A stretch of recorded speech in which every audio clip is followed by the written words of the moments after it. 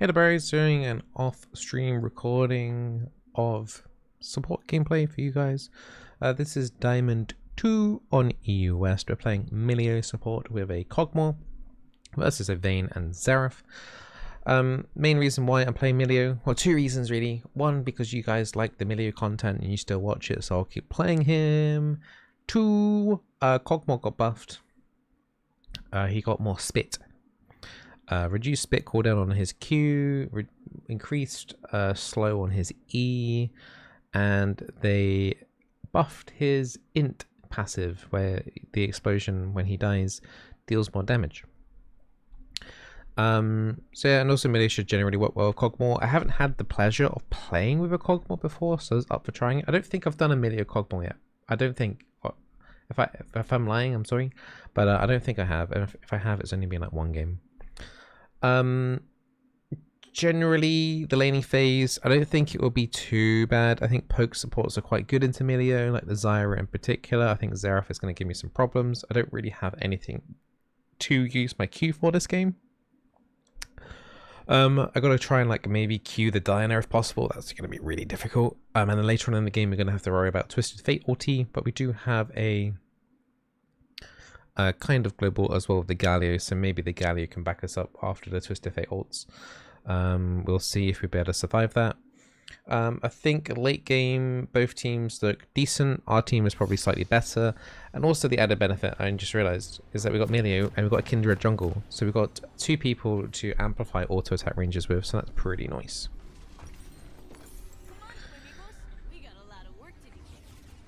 It's a standard build. We'll go Spell Thieves. It's going to be difficult to get too much gold. Early on, I'm going to just have to try and get as much gold as possible. Level 1, level 2 with my E and auto attack. That would generate me 40 gold every time. But after that, it's going to be tricky. But I don't want to go Relic Shield because I will lose too much mana regeneration.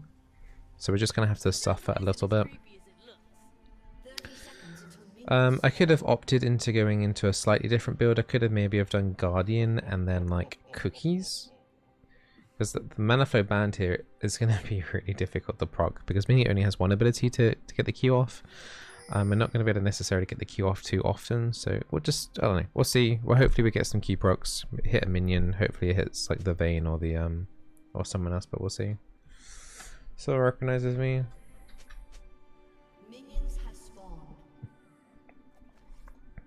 We shall see how we do. I will be starting E level 1 just so that I can try and generate that gold like I mentioned earlier. Hold still, Wolf. I'm pretty strong. I've been training like all day. Are you imitating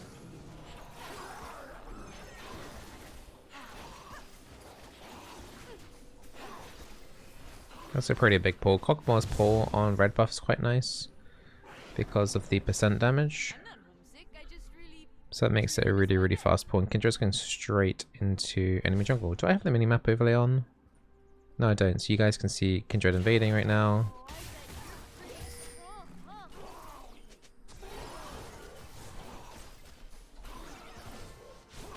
It's a lot of damage there that the Vayne's taken. Cogmore W does a lot of damage.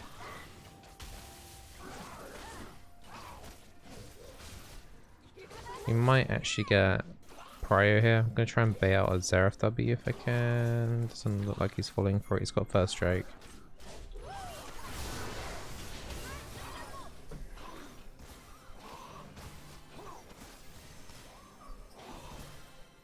So Cogmore popped Ghost. Used my W to amplify his auto attack range. I don't think that was a super amazing use of Ghost, but it does give us lane dominance, which is nice, I guess.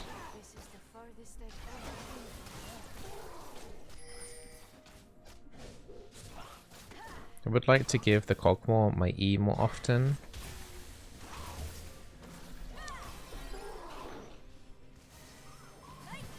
Well, we can't go under tower that much. I'm just trying to make sure I get some of the campfire extra hitting there. Vayne is super, super low. Nice. That Q did quite a lot of damage. The E doing more damage. The Xerath has got heal. Did you say something, Flamigo? And I can actually hit Xerath quite easy with my Q.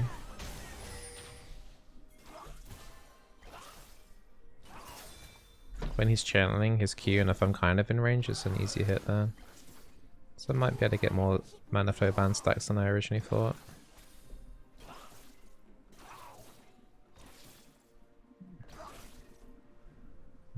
I don't like staying.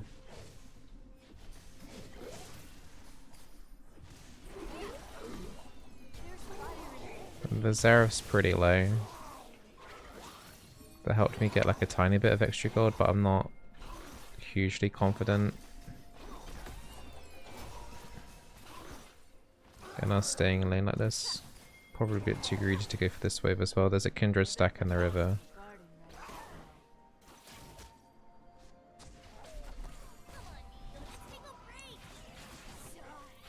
And bot lane's pushed in. Kindred should be able to get that mark. There we go. We'll grab boots just to try and dodge those skill shots a little bit. We can get a fairy charm for mana regeneration and a control ward to help try and get some ganks happening. So we didn't get a kill. We used like Ghost on the Cogmore to try and get some extra poke damage there. Vayne actually went Coal, which is kind of greedy. Which means we do probably have a slight item advantage down here. Coal after 1,000 CS, 100 CS grants you extra gold, 350 extra gold. So the payout from that is quite nice.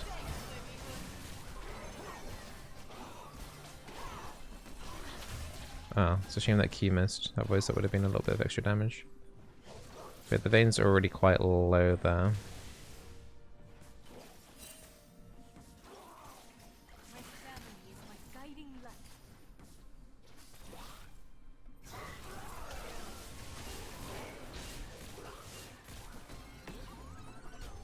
Nice, that hit him. That's another mana flow band stack. That's like my main kind of thing I'm looking at right now.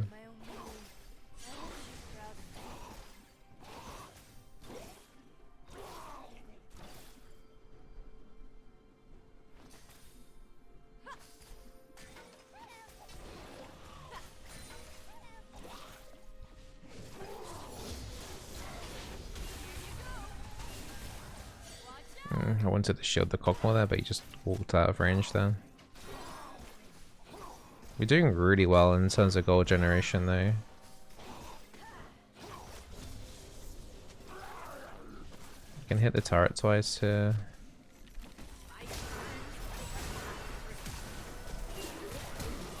That's a lot they're using down here. Kindred just got first blood.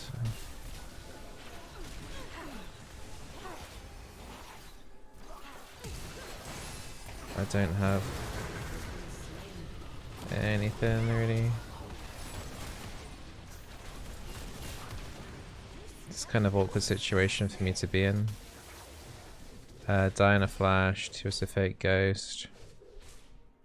I don't have much mana, so really kind of stick around here.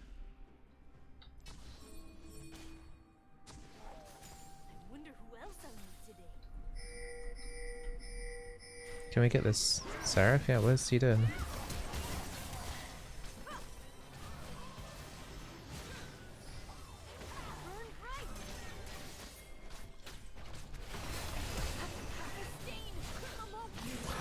That hit. Well, I mean, Kindred should get a kill here, and then they also get to kill Vayne because she overextended on me. It's a shame I didn't get away, but we got 2 kills for 1 there.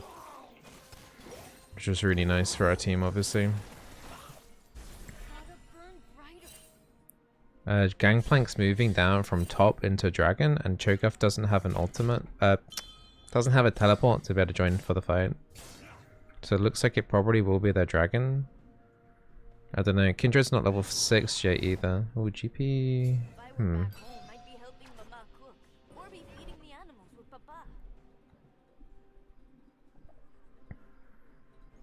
My main concern right now is Cogmore's left alone bot, but he should be okay. I think we just get some deeper wards in. They've just done Diana's on blue.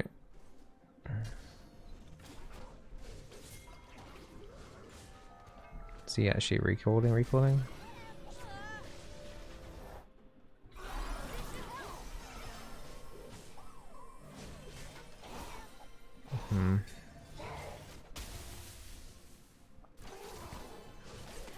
I'm kind of worried about where Diana is. I don't know where she is.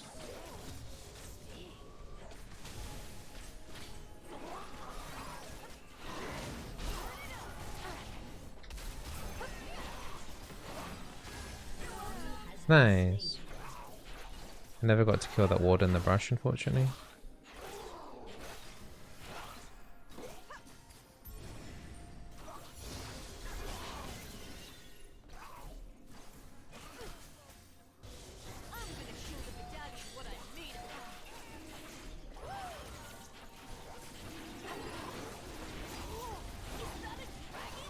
I think Kog'Maw's probably going to want to recall after this. He might greed for another wave bot though. Okay. Alright, that's a nice dragon. So far so good. Kog'Maw's on 2 kills. I'd be interested to see if he can get like a noon quiver. Oh, he's going Blade of the Ring King or something first instead. Okay. Okie dokie.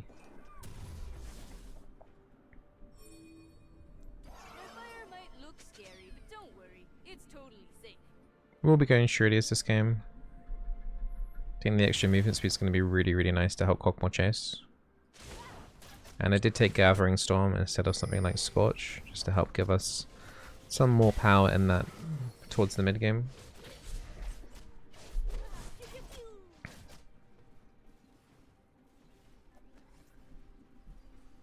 He's trying to deny.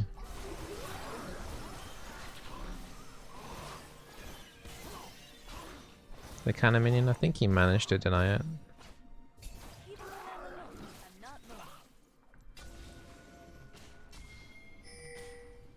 Kindred's got a stack in the river that she wants to go grab. I want to help, but it's going to involve a little bit of face checking on my part. If they know about it, which means Diana's probably hit too.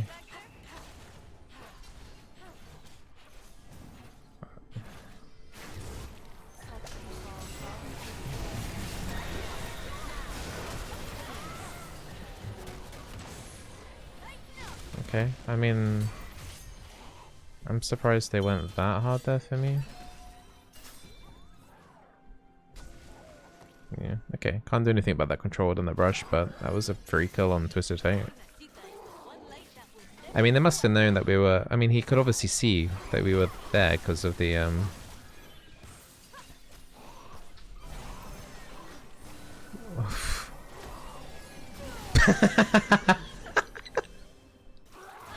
Yeah, Vayne wasn't expecting the W extra range extension there because the Kog'Maw W was still active. So if you don't know, Kog'Maw has an ability where he has his auto attacks. His W increases his auto attack range, and the more points he puts in his W also increases it further. And it was still active. And my campfire just came up. And then suddenly his auto attack ranges just went super far, and Vayne wasn't expecting that, and she kind of just stood there and kind of gave up afterwards, I think that kind of tilted her.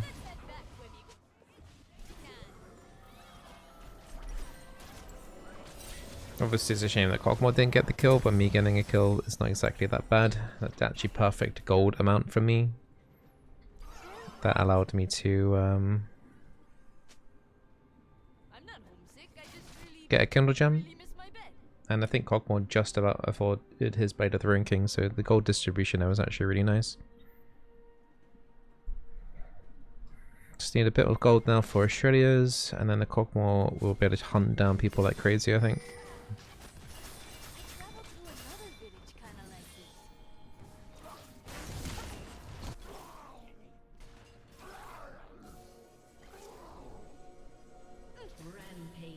It's a strange word.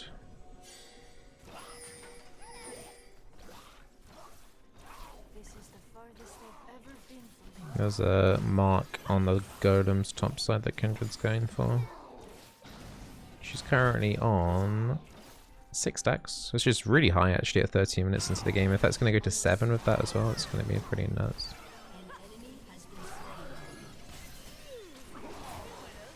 I was looking to potentially take out aggro there.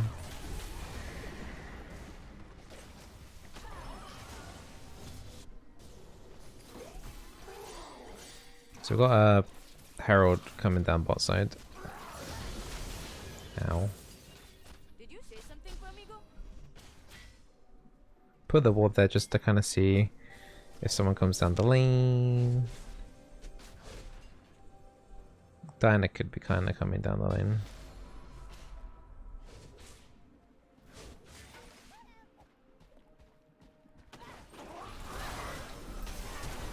Alright, it's a flash, it's a lot of damage. Blade the Ruin King does an absurd amount of damage. I was up against a Twitch earlier today with a Yuumi, and the Blade of the Ruin King, when I was playing Sona, just absolutely melted me. It was kind of ridiculous how strong that item actually is with one item. Okay, I didn't think.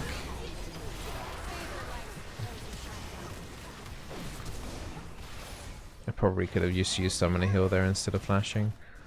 I could have probably used my ulti quicker.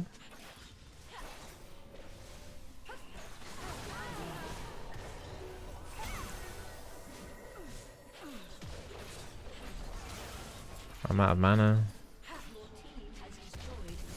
That should be okay now. Okay, good. I've got really no mana to stick around for this. But yeah, I should have used my ultimate to cleanse the Zara stun. I didn't expect there to be such a big follow-up afterwards. I think in future I'm just gonna pop it straight away. I'm not sure how much of that fight would have been different if I just ult straight away. Maybe the exact same result happens, but it's just something that I need to take note of next time. Because they don't really have that much in terms of crowd control. They've got TF yellow cards.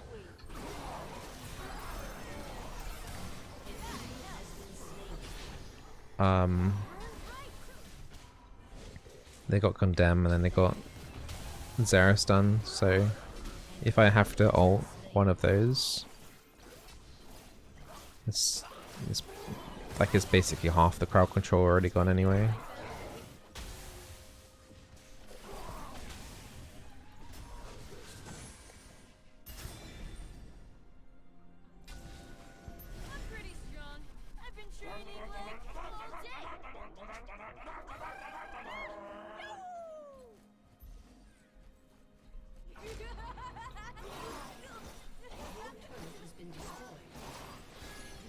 So we're taking Herald, and that's another mark for Kindred. Kindred at 9 stacks at 16 minutes into the game is absurdly high.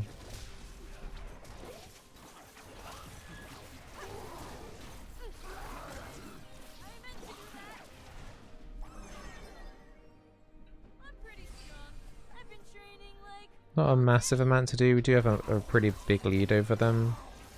Our late game champions are already really strong. 7 kills on Kindred, 3 kills on Kog'Maw. We've got a Herald that we can use at some point. It's just not dying. That's probably the main thing here.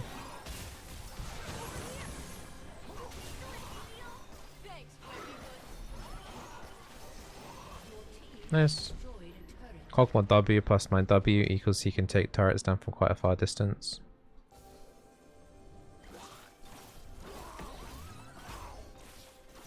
No real wards around.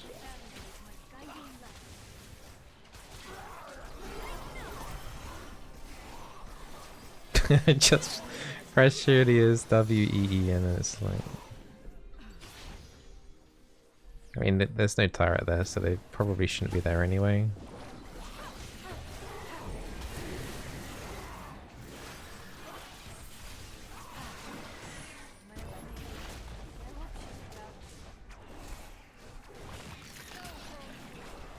Not the strongest Herald usage ever.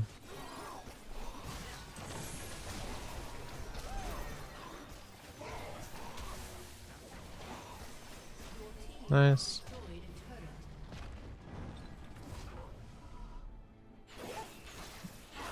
TF pop an ulti. I don't know if he just went to bot or... I don't know. I don't know why he popped that. The enemy team is starting to look on the bit of the tilt. Our KDA is looking pretty nice. 1110. Definitely go Ardent Sensor.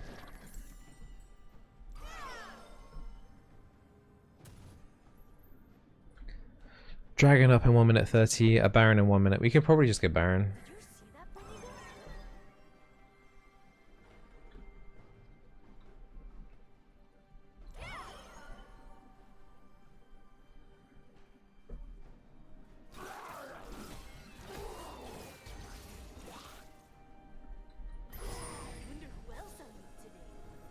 Just want to get some visions set up around this Baron.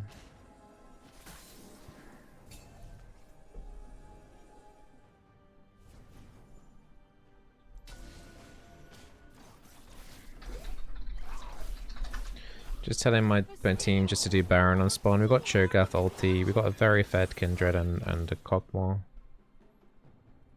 There's a big fight happening down bot side, it's a shame that's happening.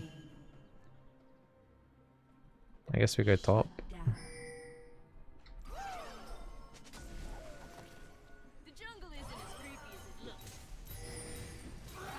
There's a dragon spawning in 30 seconds, but it's like we've already lost our jungler for some reason. See what we can do top. Should be a tier 3.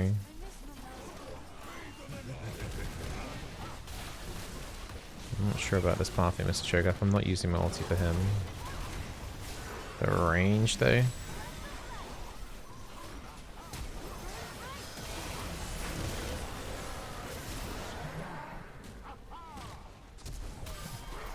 He tried to nom nom nom.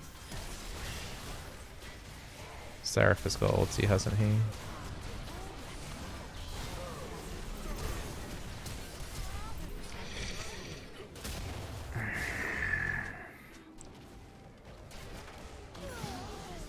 Yeah, a little bit much from my team. I think the Cogmore initial kill is fine, but it's just like the Cho'Gath being baited onto the stopwatch and stuff like that. But we are gonna be able to get the dragon still, because we did divert them all up the top to defend their base and stuff. So that does actually give us dragon number 3. Cogmore and Kindred are alive, and they can definitely defend the Baron. So it sucks that we gave them as much gold as we did, but getting the 3rd dragon, giving us mountain soul potential in 5 minutes, and then it's we can still just go for the Baron. Yeah, it's a freebie, I think. Just go.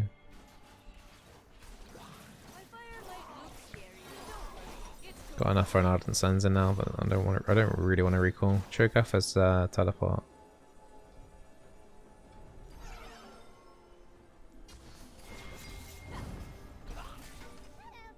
Got ult in 3 seconds.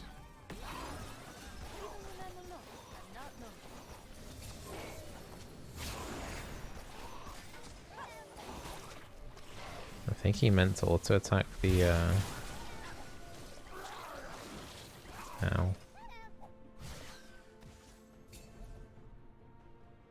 And Cho'Gath's now in a position to push in bot.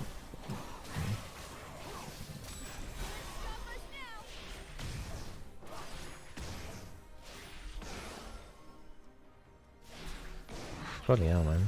You got me. Can't really do much, I just have to stay max range. Put the cat far into Kindred since she's the one actually moving in more.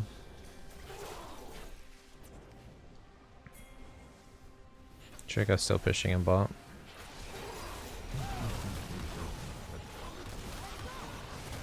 Just kind of have to stay out of range here.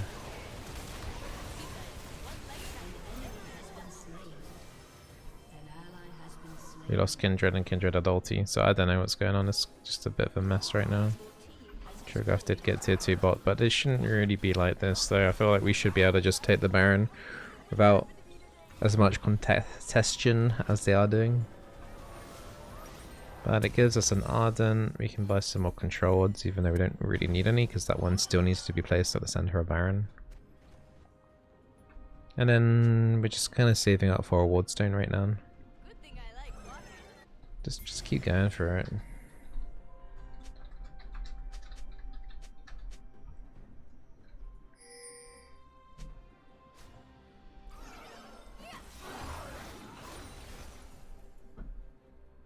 I'm not homesick. I just really miss my bed.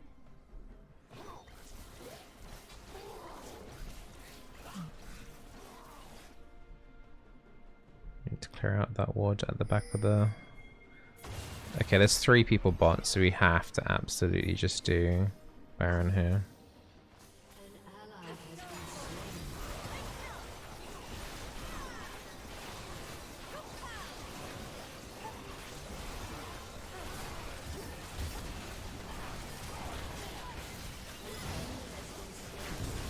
Okay, good.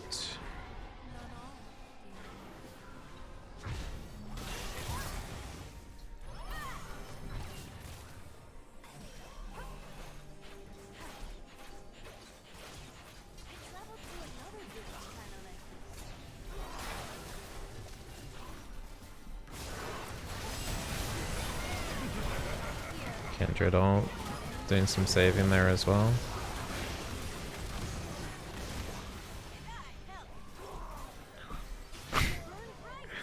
There's a lot of stuff there.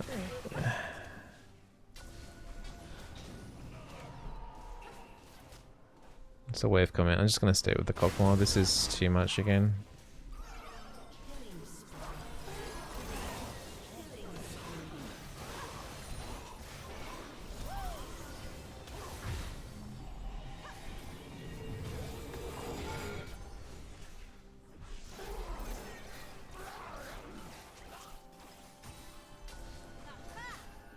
Let's get rid of that ward. Cherkoff is still pushing in bot. Would it be nice to actually have him though as a frontline for us? Rather than him looking to split push.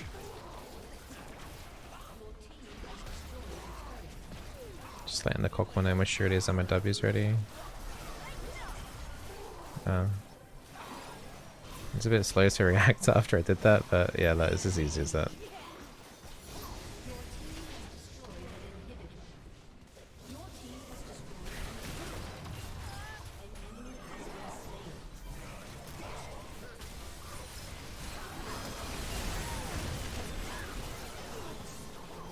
Nice. Let's give Cockmore a E for the Ardent Sensor attack speed buff. There's only one person alive who is at Zara, so yeah, it's fine.